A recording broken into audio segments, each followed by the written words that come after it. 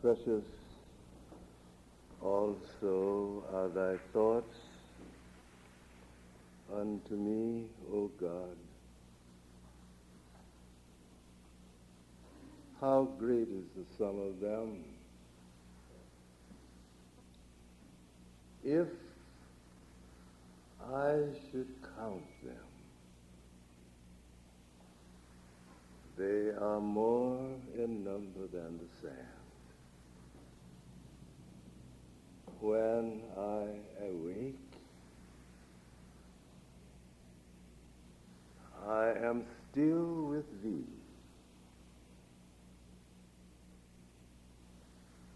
Search me, O God, God.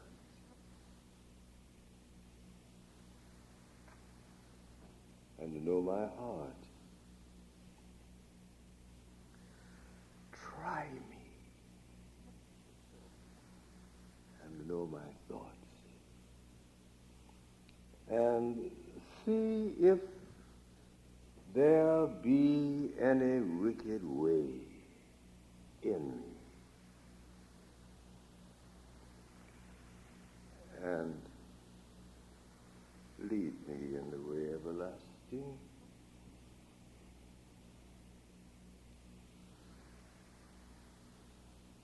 Everlasting. Amen.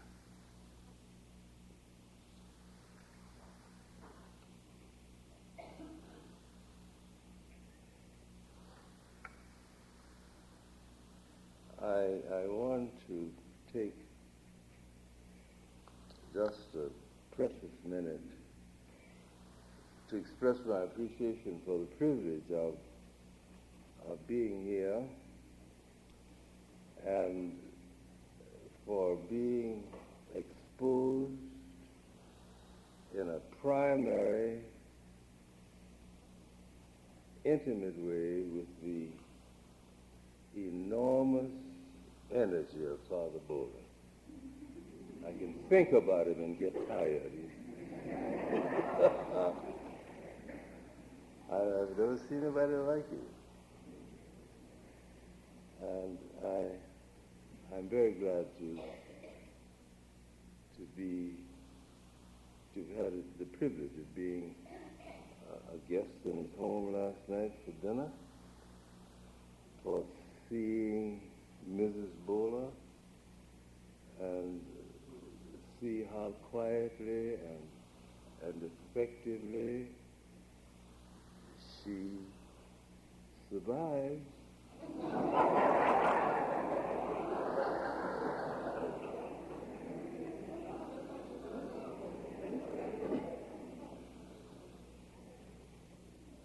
And I'm also glad to have had the chance to meet the Heralds and to see face to face the father and mother of Lynn, who for some time was associated with us at the Church of San Francisco,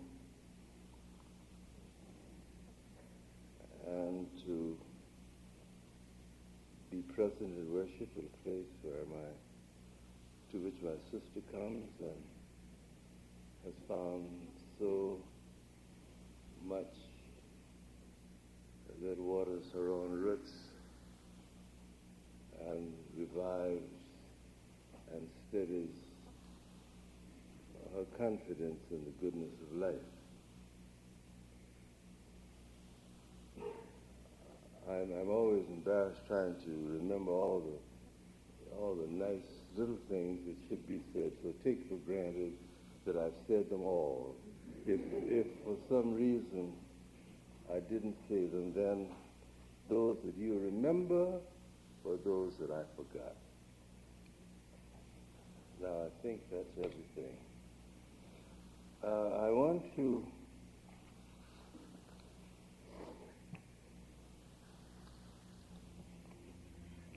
read something, and then for a little while let us think and work together. In every life, there are few special moments that count for more than all the rest because they meant the taking of a stand, a self-commitment, a decisive choice. It is commitment that creates the person. It is the pressing need to find some meaning for one's own life, to subordinate the whole of life to that meaning. It is this need, this inner aspiration, which is from God. All the ideologies, all the doctrines, all the formulae drawn up by man will pass. Every ideal, too, grows old in its turn. Only the true and living God remains. Thus, the knowing encounter with the living God is the greatest possible human event, the human experience par excellence. The circumstances and forms of this encounter may be infinite in their variation. It always comes as such a surprise that the conviction is inescapable that this is the doing of God, the result of his direct initiative in my own little life, in my own little life.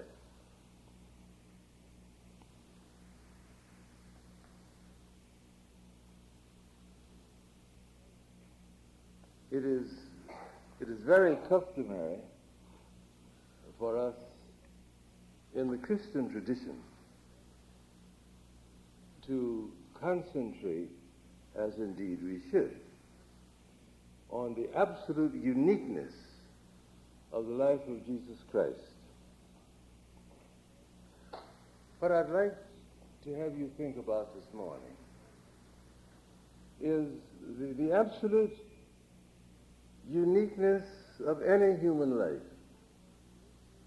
No one like you has ever lived before, and no one precisely like you will ever live again.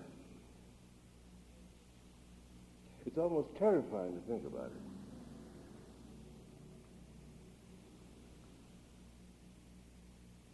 If it is true that no two snowflakes are identical, what about you and me? Well, you can run that out.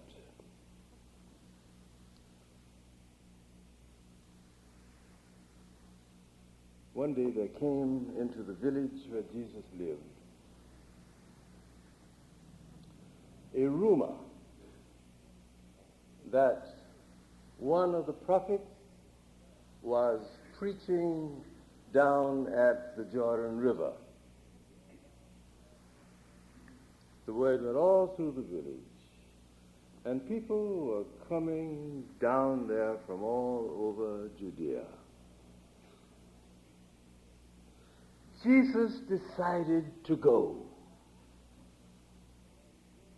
And I wonder what was going through his mind as he went from his home down to the Jordan River.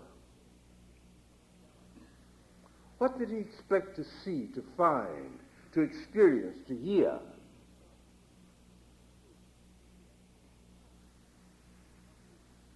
The account of his experience could only come from his witness.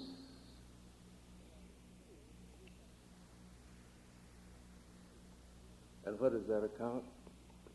Oh, when I was a boy in Daytona, there were two churches, two denominations that God recognized, the Baptist and the Methodist. Now there were some other little odds and ends around, but they didn't count. I was a Baptist, and of course the Methodist minister's son was a Methodist. We were the leaders of the two gangs at the public school. And we would argue about the merits of the Baptists as over against the Methodists and vice versa, all the way to my corner where I had to go down my street, Whitehall, to go home. Then we would fight. Sometimes he would win, sometimes I would win. There were two stock arguments. One, the Bible says that John said to Jesus, "Behold, I baptize you with water." And the Methodist minister's son was saying, "With" means to apply. That's why we sprinkle. And I would say the Bible says that Jesus came up out of the water, so he must have been down under the water. And that would be an intellectual draw, and then we would fight.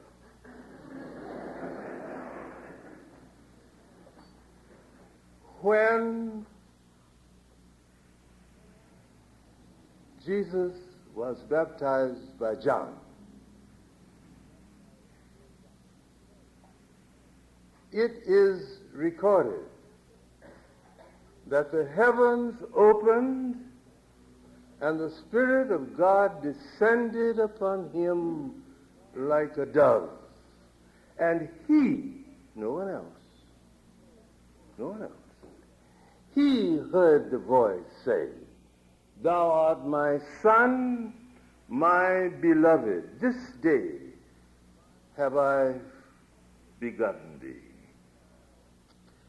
And he was led by that tremendous religious experience into the wilderness for 40 days and 40 nights, says the book.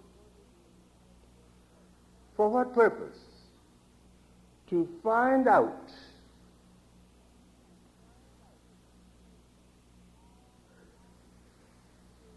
how could he live his life in the light of that central commitment, that central experience. In practical terms, what shall I do with my life? So I raised that question this morning, whether you're 15 years old or 80. What shall I do with me in my world, with my facts, my situation, my condition?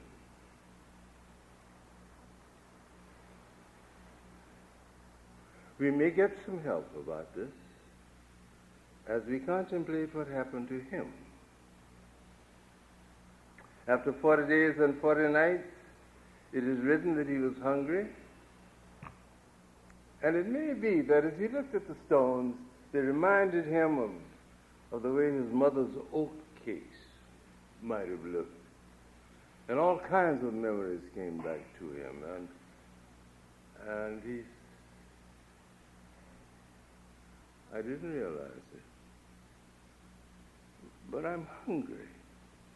And I may have been hungry a long time. Have you had experiences in which you were so caught up, so involved in what concerned you, what was at stake, that you forgot to eat, that eating was something that belonged to some part of your past, and you did not remember? All of a sudden now, he's hungry.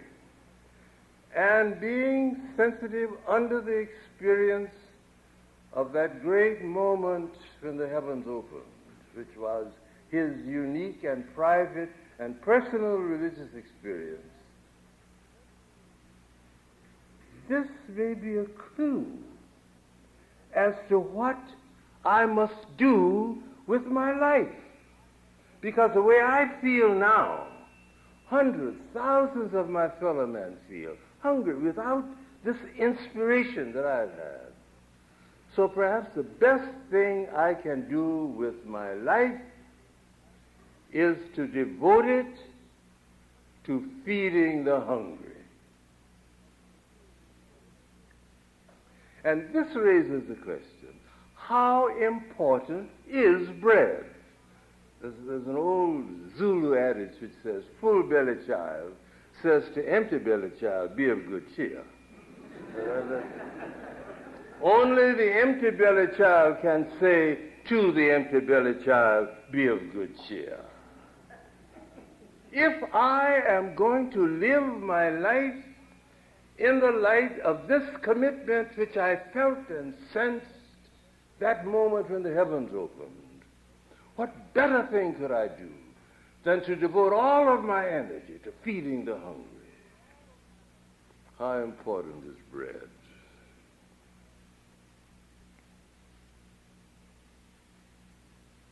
How much of your time, as you look back over your life, how much of your time and hours, months, years have been devoted to bread? To bread. To bread. Has there been any margin left for dealing with any other dimension of your needs? This is what he was dealing with. What shall be my emphasis?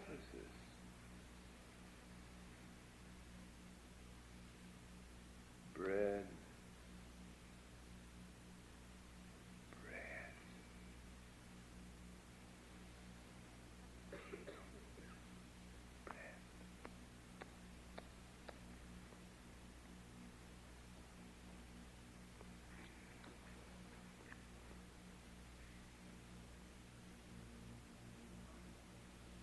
I'm measuring my time, but I'm in no hurry. So just let it do in your mind. How in your life, how important is bread? There's a Russian story about a man who dreamed all of his life about owning rich land.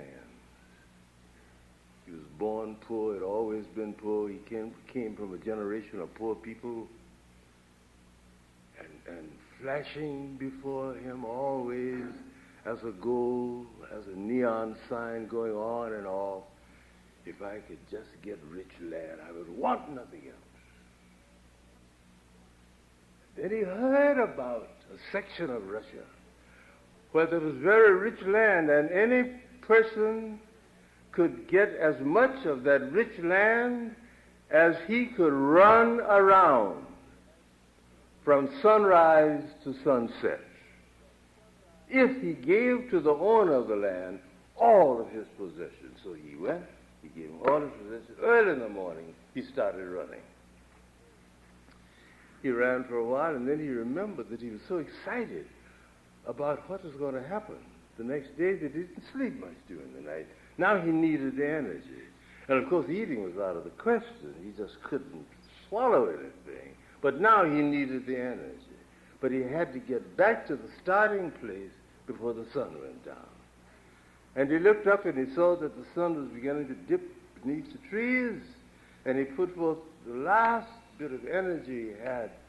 His tired, weary feet beat a tattoo on this rich land, rich land, rich land, if I can just make it before the sun goes down.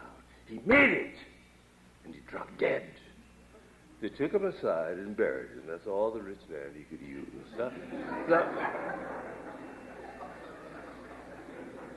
How important is bread?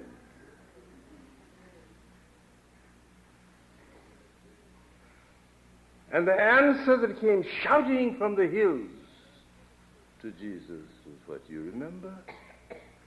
Man must not live by bread alone. And there must have been a whole night between the first part of that sentence and the last word. Man must not live by bread. That's as far as his tired mind could get. Something's wrong with it. Man does live by bread. Man does not live by bread. Man lives by bread. Does not, does. And then finally, in his exhausted mind and spirit, one word came shouting from the hills, alone. Man does not live by bread alone, but by every word that issues from the mouth of God. How important is bread? Well, you run it out. Let's look at the second one. And the tempter carried him to the pinnacle of the temple,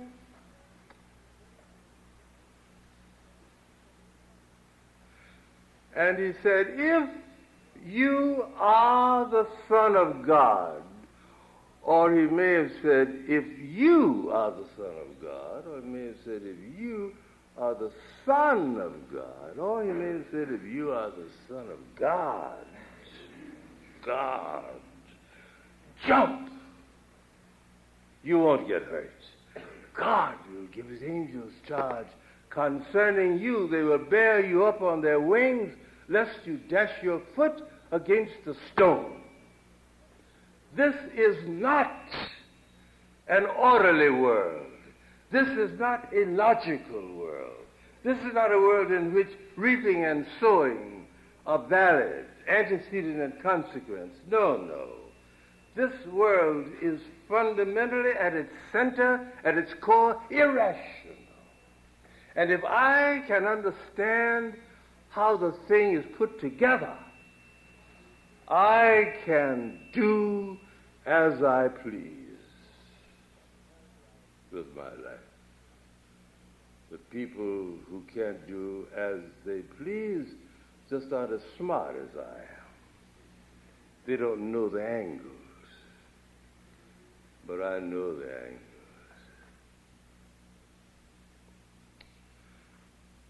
I wonder what was going on in Jesus' mind when he wrestled with this. If I go up to the pinnacle of the temple and jump down, the possibilities are I will break my neck. Son of God, to the contrary, notwithstanding, because this is an orderly world. And anyone who acts as if it is not an orderly world tempts God to destroy him. And it is written, thou must not tempt God. A world in which there is reaping and sowing, in which I am never free of the responsibility for my life. Whatever may be my alibis, and they abound,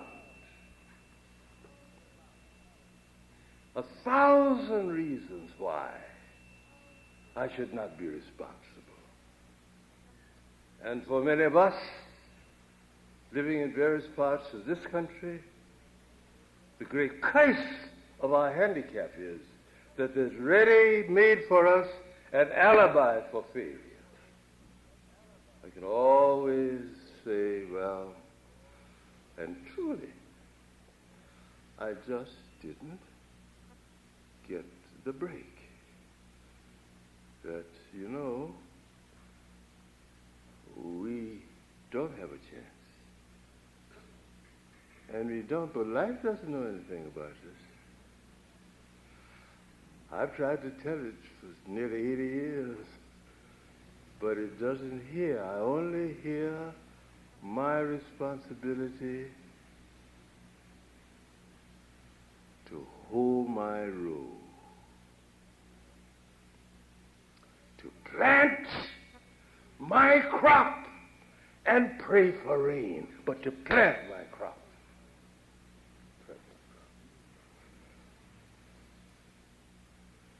If I jump,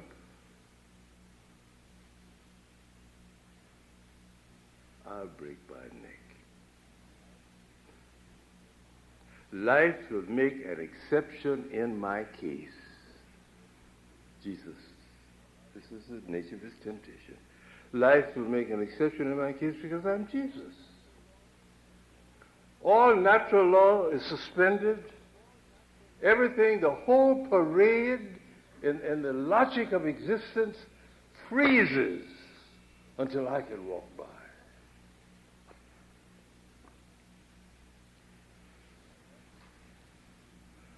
My righteousness makes me an exception to the rule. What do you think makes you an exception to the rule? You know? This is the tragedy at the crossroads where we are in our country now. That we are not bound by the same kind of law, the same kind of logic, the same kind of balance of antecedent and consequence that poor struggling nations are bound by. We are an exception. When I lived in San Francisco in the earlier days at Fellowship Church, there was a youngster in our church, very gifted fellow, and his parents were very wise in some ways and not too wise in other ways. They felt that since he was the only child, that a part of their mission in life was to see to it that he would be denied nothing.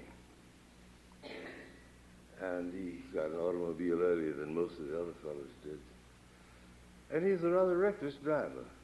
He didn't think so, but people who were in the way thought so.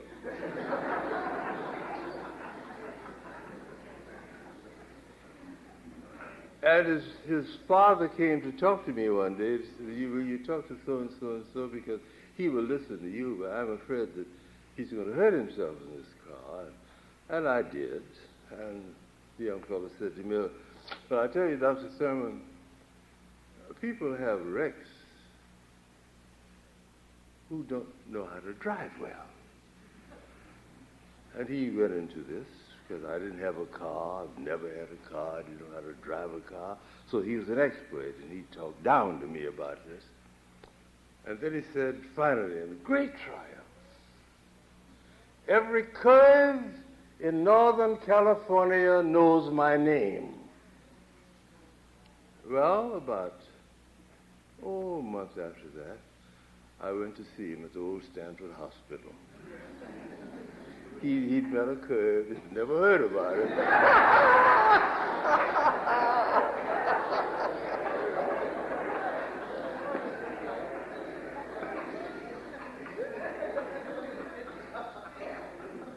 He thought, because he was young, because he was innocent, that life knew this.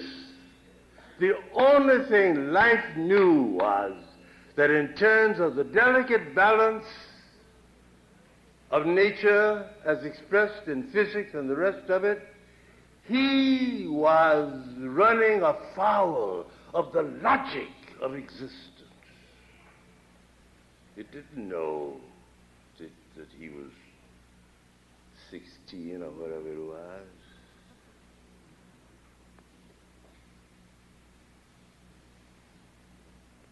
Do you think that life will make an exception in your case because of what you own, because of the power you have, or because you don't have any power?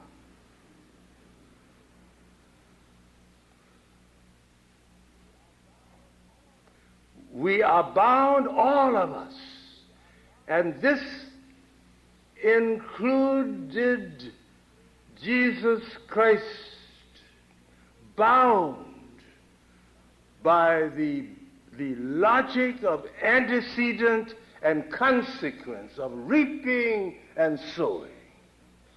And if this breaks down, all existence falls apart.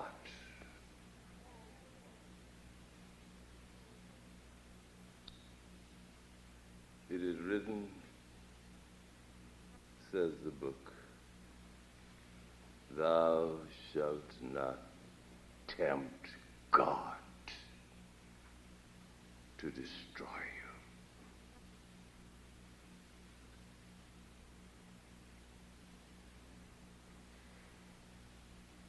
And then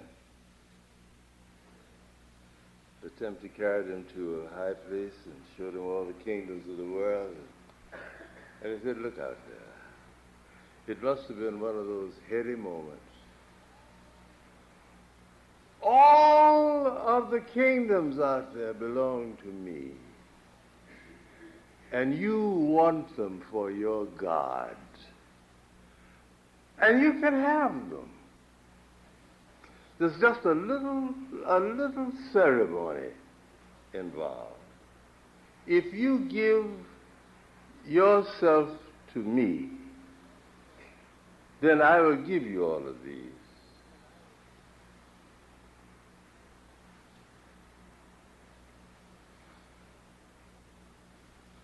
How can power, whether it's ecclesiastical power, political power, economic power, filial power, how can power have at its center a sense of responsibility for anything other than that which keeps power in power? Now think. Is it possible to put at the center of power moral and ethical responsibility? Or is this always a threat to the integrity of power? How can I live and be true to my conscience, and at the same time caught up in the demands of forces over which I do not have any control? We're dealing with it now, and all of the discussion about the draft and all of this, it's upon us again. You remember, and with this I better stop, a poet of the Civil War wrote a thing about his days. I don't remember all of it, but part of it is that my father drew a bead on the gray coats in those blazing years when the house was divided, bless his old heart.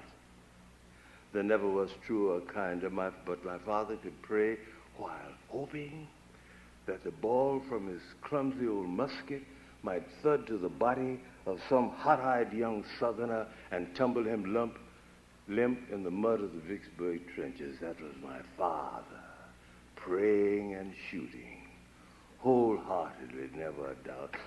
But what about me in my day of battle? Could I put my prayers behind a slim Springfield bullet? Hardly, except to mutter, Jesus, Jesus, you and I part company here. My country calls for my body and takes my soul also. Do you see those humans herded and driven against me? Turn away, Jesus. I have got to kill them. Why? Because these evils bring some vast, vague good to my country. I do not know. I do not know.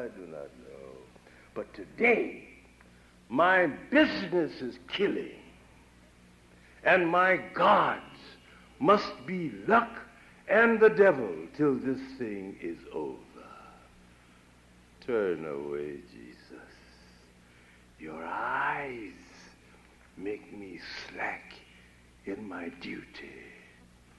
My father could mix his prayers with his shooting, and he was a great good man in his generation.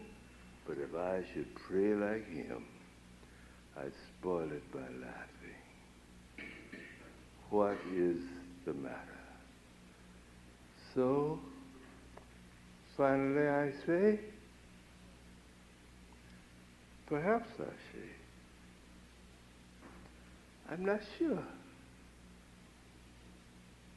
but perhaps I say.